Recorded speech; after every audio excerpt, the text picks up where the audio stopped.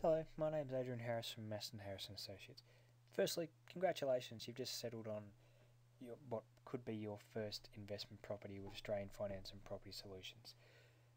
We've put together this presentation because no doubt at the moment you may have some questions as to what is all this paperwork sitting in front of me, what bits and pieces of this do I need to be hanging on to in order for my tax return at the end of the year, what do I need to do in order to get my pay-as-you-go withholding variation or 1515 form in place, and finally, what are the normal deductions that I can claim in regards to this property? What expenses do I need to be hanging on to and looking out for? So we've put together this presentation to hopefully answer some of those questions for you. The statement of adjustments. As part of your settlement paperwork, you'll have received from the conveyancer this statement of adjustments, and what this basically is you're reimbursing the previous owner, or in your case probably the builder, for the expenses that they've paid on your behalf up to a certain point in time, and you're taking over your obviously ownership of that. So if you look at the very first item on there, the council rates that have been paid, so they've been paid till 30th of June. The settlement date happened on the 8th of March, so you're paying for those basically the last 3 months worth of expenses there. So in this example here, there's $1,861 worth of expenses there that we can pick up as part of that year's tax return, and for the average person who's at about a 30% tax rate, so you're looking at about $600 cash in your pocket, or additional refund that you might be getting out of that. And it's amazing over the years how many people haven't actually brought in or had their accountant actually pick up those expenses for them, so they've been missing out. So make sure end of year that's one of the first things that you pick up. Depreciation and capital works deductions. A quantity surveyor will come through and produce a depreciation report or schedule for you, and what this is, they've gone through, they've listed all the chattels in the property, they've given a value, and per the tax officer's rulings they give each of those items a depreciation rate. So then we're able to claim the depreciation amounts on each of those items in your tax return each year until their value is basically written down to zero. As you can see in this example, the total of depreciation on the chattels is $10,500. This isn't an expense that you're physically paying each year, it's just the value that it's writing down, and the tax office is letting you write down in value each year.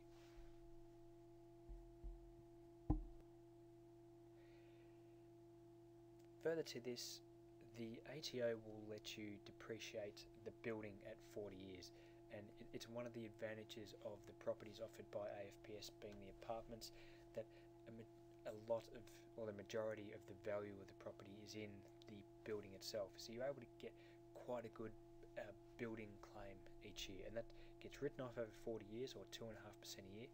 And as you can see in this case, this is a little bit more expensive property, but the depreciation on there is, for the building, is $11,063 when they include some of the landscaped areas in there as well. So when you include the depreciation on the chattels with the building itself, that's, as you can see there, it's $21,500 thereabouts.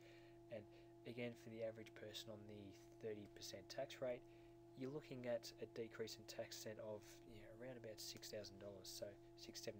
So the claim there is quite good for you, and it's definitely something that if you don't have the depreciation schedule done, make sure you get it done. And this is not something that just applies as well for brand new properties. You can also have it for existing properties or existing investment properties that you may have.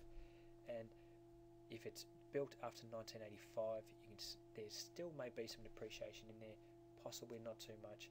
I know there's a few quantity surveyors out there who will give some free quotes, so you can obviously give them the address of your property. They go out and they have a quick look, and they do some research, and they can advise you whether they think they're going to get some beneficial tax deductions out of that property, and therefore you go ahead and actually get that done, or say no, there's not really going to be any value in getting it done, so don't worry about it. So, but the one good thing is that the cost of the schedule is tax deductible. I know usually as part of the AFPS package, it is paid for at time of settlement. So again, we pick that up. It's usually on that statement of adjustments that we saw at the start.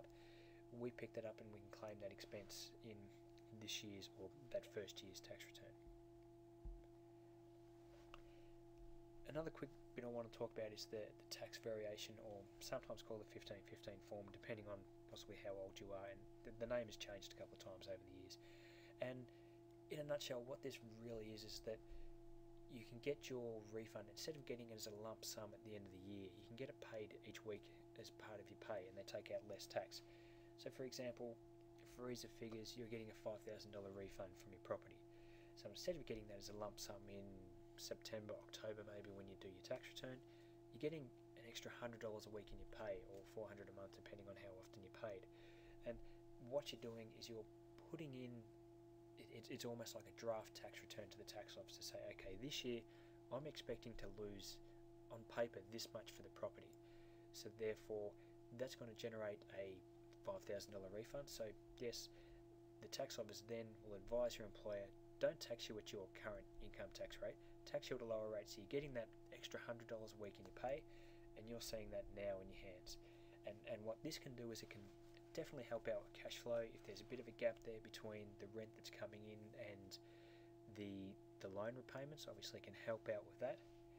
And one of the other things that it does quite well, and I know AFPS promotes this as well, is it helps to pay down the loans even quicker. And I use the example, if you make additional repayments on your home loan, you can see the difference that makes to the interest that you're paying over time. And this uses the same principles, that $5,000 put in $100 a week over the year will save you more interest than putting a $5,000 lump sum whenever you get your refund back. And if you take your time in getting your tax return done, that might not be until maybe November, December. I've got a few clients still completing their returns now, so they're getting their refund now. That's 18 months that this refund hasn't been sitting off their loan, and if they've been getting it done each pay, they'd have been saving quite a lot of interest over the years now. Okay, you settled early on in the year, we settled on the property, we've got the pay-as-you-go withholding variation in place. That's been going along quite well. Now we're sitting down trying to do our tax return. We're looking at the pile of paperwork we've collected. What do I have to give my accountant? Okay, firstly, as I said at the start, in that year that you've settled, the statement of adjustments. Make sure you grab that out so we can pick up all those claims that are there. Secondly, the real estate agent annual statement, and got a quick example of one here where we have that shows the total rent coming in, all the expenses that the agent has paid on the client's behalf.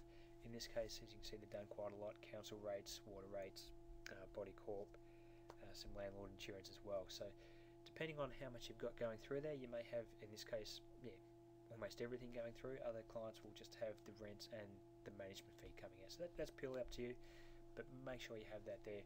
It's a lot easier than trying to add up, and more time. It saves time as opposed to having to add up the 12 monthly statements that the agent will give you as well. The other big ticket item, obviously for most who are where there's finance on the property, the loan statements. These will show the total interest paid for the year.